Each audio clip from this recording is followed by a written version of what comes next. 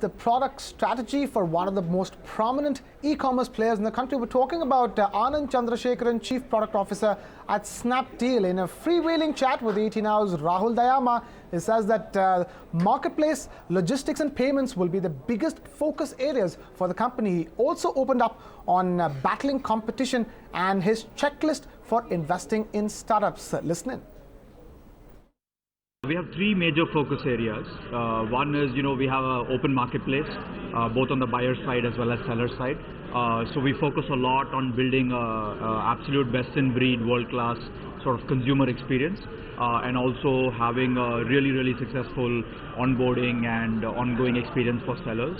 And by doing those two successfully, we have a really functional marketplace. The second thing that we focus on is logistics. So being an open marketplace, we have to have technology drive how our logistics are automated. So recently we launched a machine learning based promise for packages so that we can actually sort of reduce the promise a lot more. And then to reduce the anxiety for consumers, we actually placed a widget right on the home screen, so that anytime the status of an order changes, you see that pop up on the home screen. The third is actually payments. So we've been doing a lot of stuff in the payments area. With free charge? With free charge as a focus area. So really, to summarize, it's the marketplace, it's logistics, and it's payments. Also, mobile you mentioned, it's driving traffic for many users.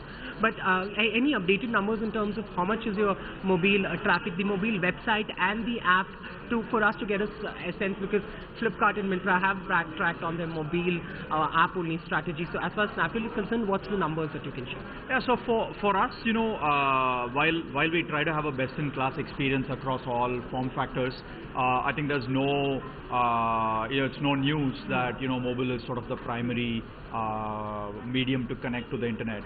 So about 70% of our orders come from mobile platforms, mobile web plus mobile app, and about 30% come from our desktop platforms also. Some of our customers, like if they're buying a very expensive item, they sometimes use a bigger screen, better images, etc. But about roughly 3/4 of our orders come from mobile today. Also, in terms of categories, mobile and fashion are the largest selling.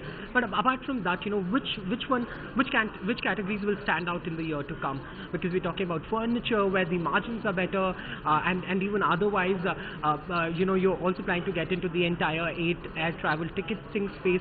So which are the categories that will be a focused thrust area? So I think this, we're constantly evolving in terms of which categories are very popular. In the last few months, fashion absolutely continues to be a kind of a recurring area. A lot of people, the number of fashion items they buy is not deterministic, so they come back and buy more. We also feel like we've put in a lot of effort into FMCG products.